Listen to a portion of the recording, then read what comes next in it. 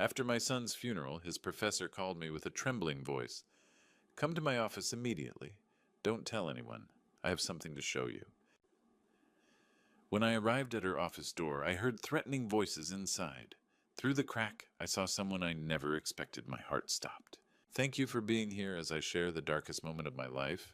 Drop a comment telling me your location and the time right now. I want to know who's walking through this story with me. 2 hours after burying my youngest son, my phone rang with a call that shattered everything I thought I knew. I sat alone in the study of our Coral Gables home, still wearing the black suit from the funeral. Through the window, the late afternoon sun cast shadows across the mahogany desk where Evan and I used to sketch building designs together. He'd been 23, brilliant, full of a future that would never come. The doctors called it sudden organ failure, rare, unexplainable. A healthy young man gone in less than a week. My wife Susan had been gone for 3 years. Now Evan. The house felt like a mausoleum filled with ghosts. Dad? Bradley's voice drifted from the living room. My eldest son had stayed close since Evan's death. You need anything? I didn't answer. The mourners had left an hour ago, their hollow condolences still echoing. He's in a better place now. Time heals all wounds. Empty words. That's when my phone buzzed. The name on the screen made me sit up. Professor Catherine Ross. Evan's architecture professor at the University of Miami. She'd been at the funeral that morning, unable to speak, as she placed a white rose on the casket. I answered, Professor Ross, Mr. Donovan? Her voice trembled. I found something. In Evan's belongings. You need to see this. My chest tightened. What kind of something? I can't explain over the phone. Her breathing was ragged. Please, come to my office at the university, right now. The architecture building, 3rd floor. I glanced toward the living room where Bradley was tidying up. Can't this wait until... No. The word came out sharp, desperate. Mr. Donovan, please, don't tell anyone you're coming. Not even... She paused. Not even your other son. This is dangerous. The line went dead. I stared at the phone, my heart pounding. Dangerous. What could possibly be dangerous about Evan's belongings? But something in Professor Ross's voice made my instincts scream that this wasn't nothing. Bradley appeared in the doorway. Going somewhere, Dad? I forced a tired smile. Just need to drive. Clear my head. Want company? No, I need some time alone. Won't be long. He pulled me into a brief hug. Take your time. I'll be here. 20 minutes later, I was pulling into the visitor parking at the University of Miami. The campus was nearly deserted on a Saturday evening, palm trees, casting shadows across the walkways. The architecture building loomed ahead, its glass facade reflecting the orange-pink sky. I took the stairs to the 3rd floor. Professor Ross's office was at the end of the hall. I'd been here 2 years ago, when Evan declared architecture as his major. Now as I approached, the door stood slightly ajar. Light spilled into the darkened hallway. And I heard voices. Told you to stay out of this. A male voice, low and threatening. Give it to me. Now. Please, this isn't... Professor Ross's voice frightened. I said, give it to me. I moved closer, pulse hammering. Through the gap in the door, I caught a glimpse of Professor Ross, backed against her filing cabinet, hands raised. Her face was white eyes wide with terror. And standing before her, gripping what looked like a worn leather journal, was Bradley, my eldest son, the man who was supposed to be home grieving with me. Instead, he was here threatening the woman who'd called me in desperation. I didn't think. I pushed the door open. The hinges creaked. Bradley spun around. My eldest son turned to face me, his expression shifting from fury to forced surprise in an instant. Dad Bradley's voice was smooth, gentle. What are you doing here? For a moment, I couldn't force words out. My son stood in the doorway, Evan's leather journal in his hand, his face arranged into the perfect mask of concern. Behind him, Professor Ross was pressed against the filing cabinet, her fingers trembling. I could ask you the same thing, I said finally. You told me you'd be home. Bradley glanced at the journal, then at me, softening his expression into something apologetic. I couldn't just sit around Dad. I needed to do something. I came to collect Evan's things before the university clears everything out. I didn't want his work tossed into storage. He gestured to Professor Ross. She's helping me gather his projects. Professor Ross nodded too quickly. Her eyes flickered to mine, frightened, desperate. Every instinct warned me something was wrong, but Bradley's words sounded reasonable, caring. The responsible older brother handling the details I supposedly couldn't bear. That's thoughtful, I said. Bradley stepped toward me, placing a steady hand on my shoulder. Let's go home, Dad. You shouldn't be driving all over tonight. I'll follow you back. He turned to the professor with a warm smile. Thank you. I'll return Monday for the rest. She nodded again, her face pale. As Bradley guided me toward the door, her arm moved in a quick, precise motion. Something small and white slipped into my coat pocket. When I turned, our eyes met one last time. Her lips shaped a single word. Run. Outside, Bradley walked me to my car. His sleek black sedan sat 3 spaces away. See you at home, he said, pulling me into a hug.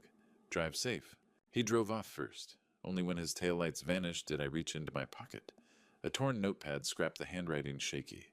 Journal, his room, under mattress, run. My fingers trembled as I got into my car. The drive back to Coral Gables felt endless. My thoughts spiraled, colliding with the image of Professor Ross's terrified eyes.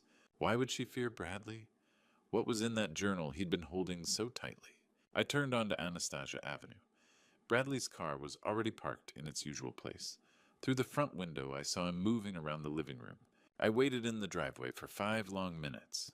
Finally, he disappeared down the hallway into his bedroom. I slipped inside the house as quietly as I could. Evan's room looked untouched, frozen in time. His unmade bed, architecture textbooks piled on the desk, the half-finished scale model he'd been perfecting for his senior project.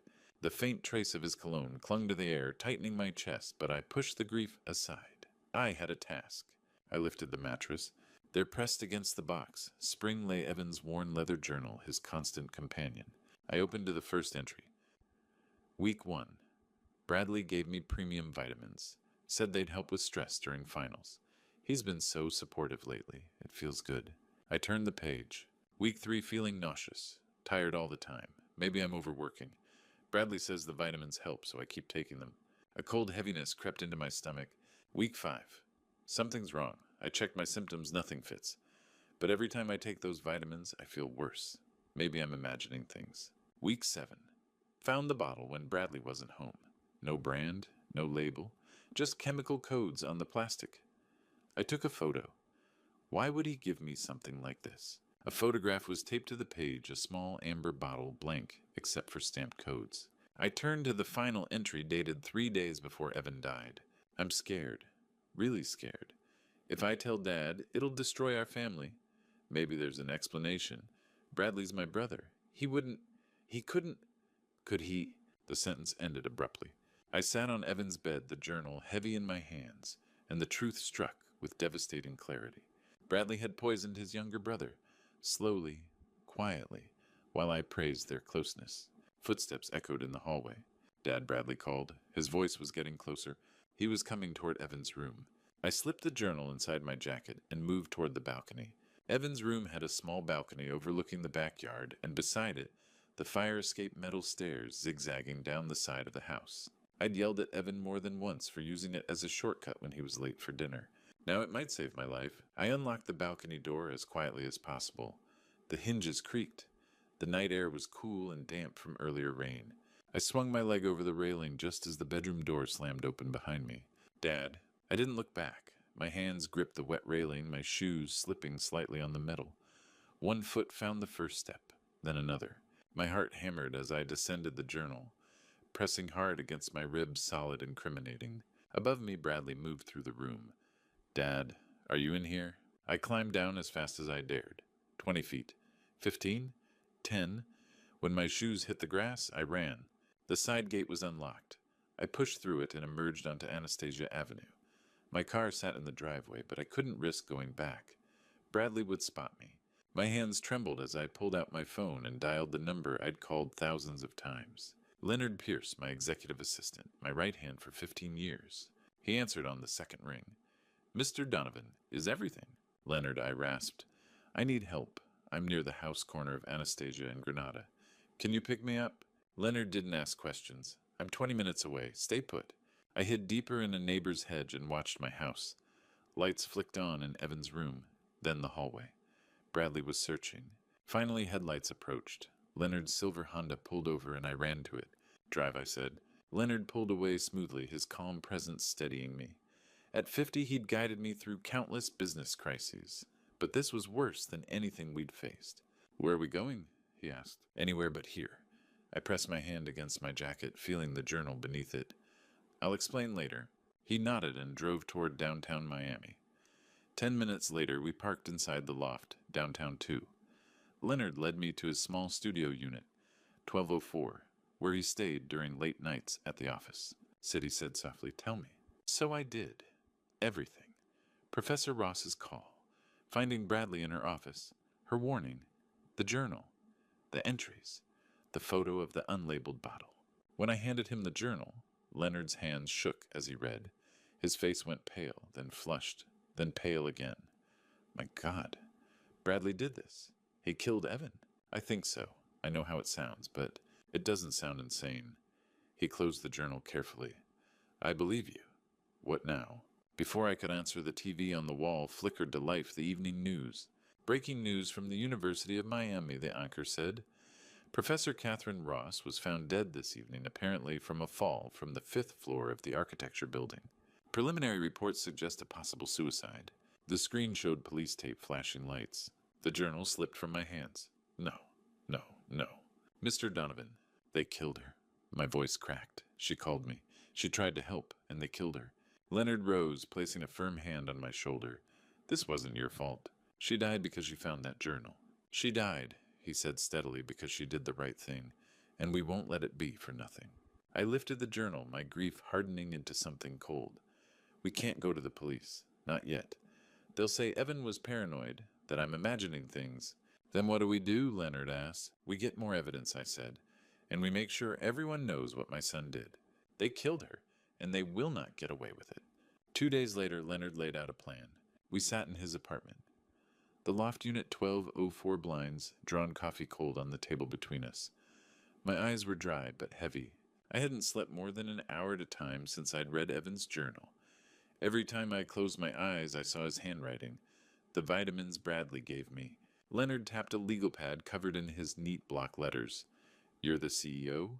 You have access to every office in that building, including Bradley's. I looked at him. He'll know I was there? Not if we're smart about it. Leonard turned his laptop toward me. On the screen was a blueprint of One Brickell Plaza, floor 28 highlighted.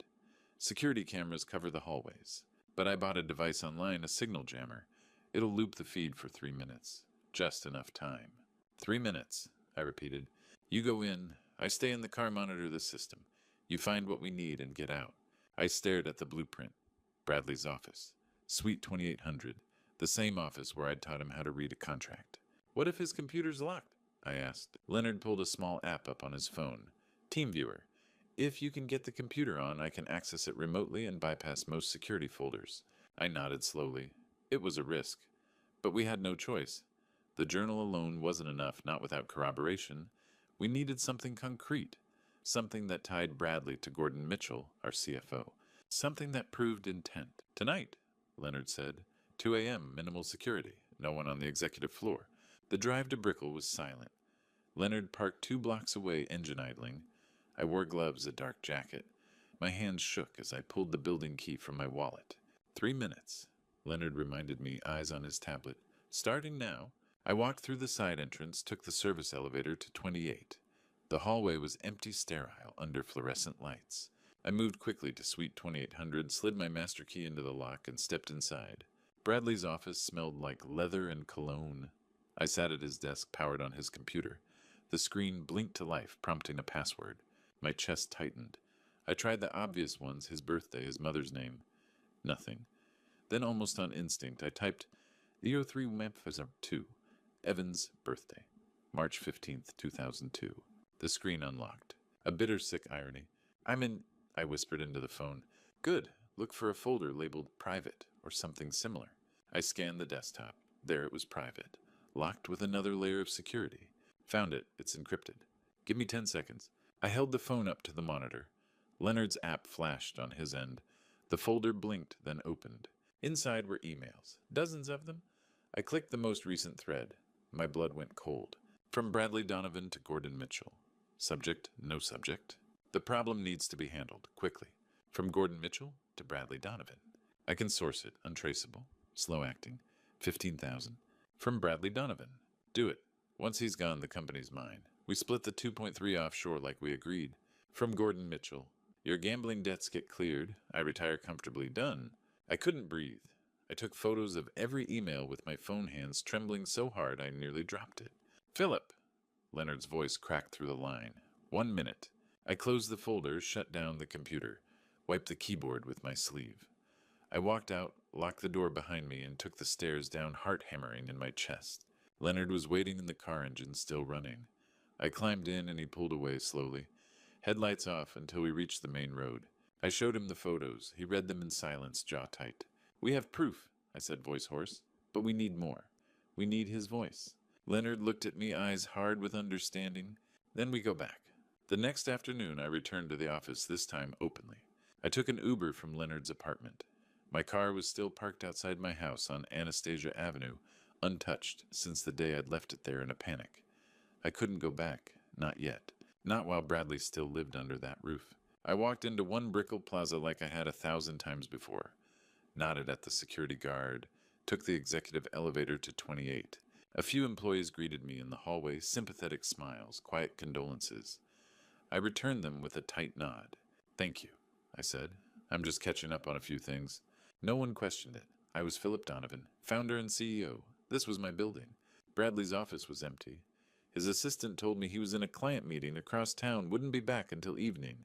Perfect. I stepped inside, closed the door softly behind me. From my jacket pocket, I pulled the tiny microphone Leonard had ordered online. Wireless. Voice activated. Range of 50 feet. I crouched beneath Bradley's desk and pressed it into the shadowed corner where the wood met the metal frame. Invisible unless you were looking for it. Then I stood, smoothed my jacket, and walked out. By 5:30 that evening, I was back at Leonard's apartment. He handed me his phone, the listening app already open. It's live, he said quietly. I sat on the couch, phone in hand, and waited. At 5:32, Bradley's voice crackled through the speaker. Gordon, it's me. I froze. What's wrong? Gordon Mitchell's voice, clipped, cautious. The old man's starting to ask questions. He went to the university the other day. So stay calm. The professor's suicide closed that door. There's no evidence. We need to move the offshore funds faster. 2 weeks, Gordon said. You'll be announced as president at the gala. After that, we liquidate and disappear. There was a pause. Then Bradley's voice again, lower, bitter. I should have done this years ago. He was always Dad's favorite. Evan this, Evan that. Well, not anymore. I stopped breathing. Leonard reached over and paused the recording. Philip. Play it again, I said. He did. He was always Dad's favorite. Well, not anymore. I heard it in his voice. Not regret, not guilt, satisfaction. Leonard turned off the app.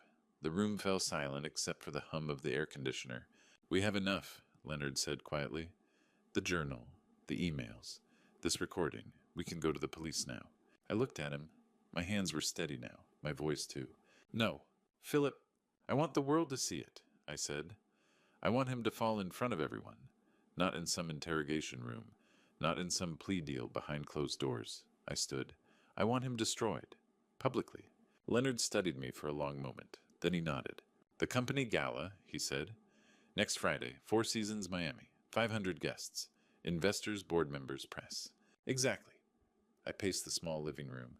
We'll prepare a presentation, video, audio, evidence. I'll contact our AV team, tell them I'm giving a tribute to Evan. They won't question it. And Detective Rivera, Leonard asked. You reach out. Quietly. Tell him to be there. Tell him we have something he needs to see. Leonard picked up his phone, already typing. 7 days to prepare. 7 days, I repeated. I walked to the window, looked out over the Miami skyline. Somewhere out there, Bradley was sitting in his office, confident, untouchable, planning his ascension. He had no idea.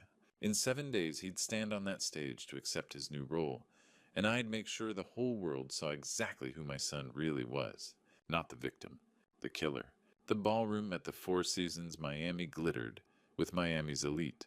Crystal chandeliers cast shifting shadows across marble floors as 400 guests mingled beneath soaring ceilings. The air hummed with perfumed champagne and the low murmur of powerful people making deals. This was the Donovan Development Annual Gala at Ballroom Level 7, 1435 Brickell Avenue, an event where Miami's wealthiest gathered to celebrate ambition. Tonight's purpose was monumental, the official announcement of Bradley Donovan as the new president and COO of Donovan Development, one of South Florida's premier real estate empires. Backstage, Bradley adjusted his midnight blue Tom Ford suit. The mirror reflected a man at the pinnacle of achievement, polished, confident, ready to inherit his father's legacy. When the MC called his name, he stepped onto the stage, greeted by polite applause. "Good evening," Bradley began, gripping the podium, his smile perfectly measured. "To continue my father's extraordinary legacy is a professional honor and a sacred family duty." He paused, letting the room absorb the sentiment. "My late brother Evan would have been proud. He believed architecture could transform lives." His voice cracked just enough. "This company is built on family values, integrity, and the dreams we pass down." Applause swelled. Cameras flashed. Bradley basked in the admiration. Then the stage lights shut off. 3 seconds of total darkness, a ripple of confusion.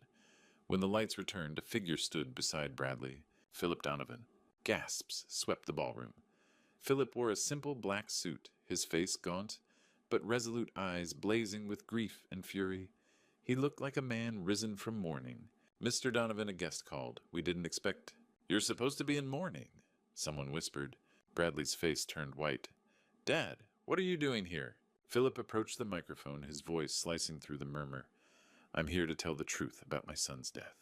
Silence slammed over the room. From the control booth, Leonard pressed a button. The massive rear screen flickered on.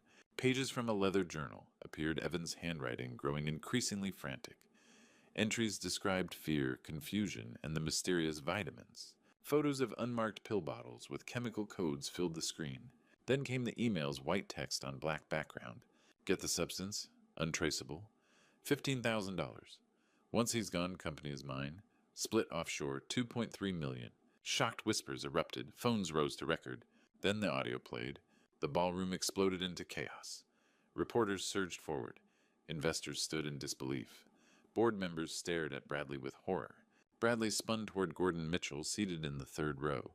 "You told me this was foolproof." Gordon stood abruptly. "Don't you pin this on me? You poisoned your own brother. You provided the substance. You wanted the money." "I wanted," Gordon thundered. "You had $850,000 in gambling debt I only helped for a cut." The two men, dressed in immaculate suits, hurled accusations while cameras flashed like fireworks. Philip stood still at the microphone, watching the unraveling. When he finally spoke, his quiet voice carried everywhere. "Both of you killed my son, for money, for greed." Bradley turned toward him, panicked. "Dad, I can explain, please? This isn't what you think." "Explain to the police." As if on cue, the ballroom doors opened. Detective Samuel Rivera entered with 6 uniformed officers. They had been waiting, listening. Bradley's eyes darted wildly. He bolted toward the back, but the crowd closed in hundreds of witnesses, blocking every escape phones, raised like a wall of truth. Camera flashes blinded him. He stumbled, covering his face, but there was nowhere left to hide. Under Miami's brightest lights, everything he'd done was revealed. 400 people had seen it all. Bradley tried to run, but there was no escaping now. They didn't arrest Bradley or Gordon that night. The evidence could be challenged in court. We needed a direct confession. The gala had ended in chaos, but both men slipped away before Detective Rivera could detain them. Within hours, footage from the event went viral. Twitter, Instagram, TikTok, YouTube. Headlines exploded. Miami developer's son accused of fratricide gala. Confession shocks city. Donovan dynasty scandal. But viral outrage wasn't enough. The next morning, I sat in Leonard's apartment when my attorney, Thomas Caldwell, called. "Philip," he said carefully, "a defense lawyer could argue the journal was obtained improperly. The email's legally murky. We need something irrefutable. A direct confession to law enforcement." I hung up, feeling the weight of failure. Leonard watched me quietly, then said, "Then we make them confess." "How?" "We turn them against each other." His voice sharpened. "They're panicking, hiding somewhere, blaming each other already. Put them in the same room and paranoia will take care of the rest." It was risky, manipulative, necessary. Using a burner phone bought with cash, Leonard sent 2 texts. To Bradley, "It's Gordon. Need to meet. Split the money and disappear before cops find the accounts." 2 a.m. Port of Miami Warehouse, 7D. Bring offshore docks. Come alone. To Gordon, "It's Bradley. We need to meet. Plan our escape." 2 a.m. Warehouse, 7D. Come alone or we're both finished. Leonard informed Detective Rivera. Rivera hesitated, but agreed. Units will wait outside. But if this blows up, it's on you. That night, Leonard and I drove to the port of Miami in silence. The warehouse district loomed dark metal structures, stacked containers, distant ship horns. Warehouse 7D sat at the end of a deserted access road, abandoned and peeling. Inside, rusted equipment littered the vast open space. A metal loft overlooked the floor. We climbed up and hid behind a stack of pallets. Leonard set a recording device between us, its red light blinking. Then we waited. At 1:58 a.m., headlights swept across the walls. Gordon Mitchell entered, wrapped in an expensive coat, eyes darting. At 2:03 a.m., another car arrived. Bradley walked in tense and agitated. They froze when they saw each other. "Why did you text me?" Bradley demanded. "You texted me," Gordon snapped. Realization hit them both. Bradley ran to the door. Locked. Leonard had secured it with a chain. "What the hell is this?" Bradley shouted. "You idiot," Gordon roared. "You led them right to us." "Me. You're the one who said everything was untraceable." Their unraveling began loud, frantic damning. "This is your fault." Gordon jabbed a shaking finger. "I told you the dose was too high. Spread it out over 6 months, not 3. You're the one who bought poison from some black market chemist in Hialeah." Bradley fired back. "What did you expect?" "I expected you not to be reckless. You had $850,000 in gambling debt. And you stole $2.3 million from the company," Bradley screamed. "Fake invoices, shell accounts, don't pretend you're innocent." Then Gordon asked, trembling, "How did you get him to take it every day?" Bradley laughed hollowly. "Easy. I told little brother they were vitamins for stress. He trusted me. Wrote it in that stupid journal, but never told Dad. Too loyal to accuse me." Above them, I shook with rage so fierce my vision blurred. Leonard gripped my arm, grounding me. Suddenly, the warehouse flooded with light. "This is Miami PD. Do not move." Bradley and Gordon shielded their eyes as officers surrounded the building. Bradley glanced up and saw us. His face twisted. "You set this up." Police burst in from all sides. Gordon raised his hands instantly.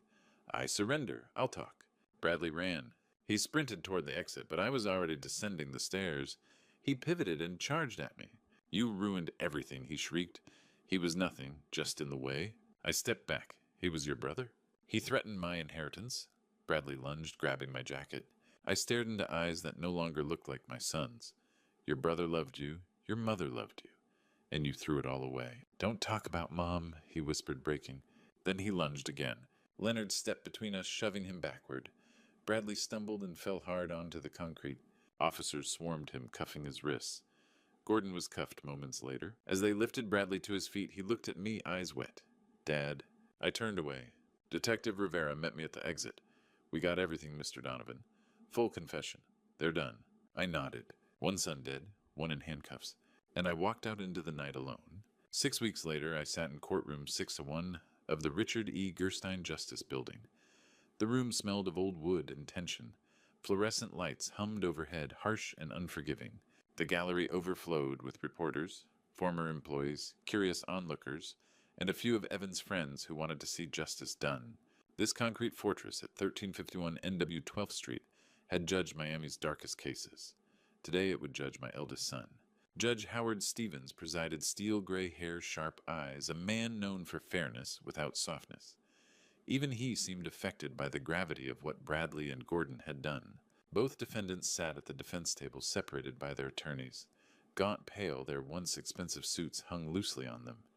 Bradley stared forward, jaw locked. Gordon stared at his hands, hollow and defeated. Prosecutor Monica Price rose. "Your Honor, the evidence is overwhelming. The victim's journal documents his symptoms and suspicions. Emails show payment discussions for acquiring poison and splitting embezzled funds. Recorded calls reveal their conspiracy. And most damning, we have full confessions from the Port of Miami warehouse, witnessed by Detective Rivera and multiple officers." Defense attorney Jeffrey Graham argued entrapment, that grief had driven me to manufacture evidence that doubt remained. Judge Stevens responded crisply, "The confession was voluntarily obtained with police present. The evidence stands." Witnesses followed. Kyle Henderson, Evan's roommate, testified with a trembling voice. "Evan told me Bradley was being unusually nice, bringing him vitamins, checking on him. He felt something was off. He never imagined—" Kyle wiped his eyes. Then Patricia Reeves from Donovan Development testified. "I saw Mr. Mitchell meeting privately with Bradley twice a week. It was odd Gordon didn't report to Bradley. When I asked, he became defensive. Piece by piece, the case built an unbreakable wall. The jury deliberated for 3 hours. When they returned, the forewoman announced, on all charges of first-degree murder conspiracy, to commit murder and fraud, we find the defendants guilty. Gasps filled the courtroom. Reporters scribbled. Someone behind me cried, perhaps a professor of Evans. Judge Stevens addressed the defendants. The callousness with which you ended a young life is beyond comprehension. You poisoned a trusting young man, slowly, methodically pretending concern, while watching him die. This was not survival or passion, but greed. He pronounced sentence. Bradley Donovan, life imprisonment without parole. Bradley didn't move, but his hands shook. Gordon Mitchell, life imprisonment without parole. Gordon collapsed into a quiet sob. Bradley looked at me across the courtroom. Regret, sorrow, or desperate hope flickered in his eyes, none of which I could return. I looked away. Officers cuffed both men and led them through the side door, their footsteps echoing. Outside reporters crowded around me. Cameras flashed. I raised a hand. Justice has been served. But it doesn't bring my son back. I walked away before they could ask more. 6 months later, I stood at 299 Coral Way Suite 205. A new sign read, the Evan Donovan Memorial Scholarship Fund. Through the window hung a photo of Evan smiling beside one of his architectural models full of promise. Leonard stood beside me holding a folder. First recipient interview today. We created the fund using a large part of my personal wealth, full scholarships, for talented architecture students with financial need. Evan would have loved that. A young woman, Megan Taylor, entered nervous, determined, clutching her portfolio. She worked 2 jobs, studied at Miami-Dade College, and had designs that moved me deeply. Thank you for this opportunity, she whispered. I won't waste it. I smiled genuinely for the first time in months. Make Evan proud. Later that day, I drove to Woodlawn Park Cemetery. 2 graves rested beneath an old oak tree, Susan's and Evan's. I placed white roses for Susan, sunflowers for Evan. Kneeling, I whispered, he's helping others now. I couldn't save him, but I can save his dream. A breeze rustled the leaves overhead. For the first time, I felt the beginning of peace. Not happiness, but meaning. I had lost 2 sons, one to death, one to greed. But through Evan's legacy, others would rise. Justice was served. Something good was growing from the darkness. And maybe, just maybe, that was enough. Looking back at my story, I see a father who was too blind to see the poison growing in his own home. I was so focused on building an empire that I failed to see my eldest son drowning in debt and desperation. My advice to you, especially those reading Grandpa's stories like mine to learn from past mistakes, is this: wealth means nothing if it corrupts the souls of those you love. Success is hollow when it breeds envy between brothers. If this true story teaches anything, it's that we must know our children's hearts, not just their accomplishments. Talk to them. Really listen. Don't let money become the measure of their worth or yours. Because I learned too late that the greatest inheritance I could have given wasn't property or position. It was integrity, compassion, and the knowledge that they were loved equally. In my darkest hours, I turned to God, asking why He allowed such evil to flourish in my family. I realized He was asking me the same question. Why did I allow ambition to replace attention? Wealth to replace wisdom? These grandpa stories aren't just cautionary tales. They're mirrors reflecting what happens when we lose sight of what truly matters. This is my true story, raw and unfiltered. I share it so others might avoid the mistakes I made. Among all the grandpa stories you might hear, I hope mine reminds you that family is fragile, and greed can destroy even the strongest bonds. If this resonated with you, please leave a comment telling me where you're from and what lessons you took away. Share this true story with someone who needs to hear it. And subscribe to the channel for more powerful real-life stories that teach us how to live better. Thank you.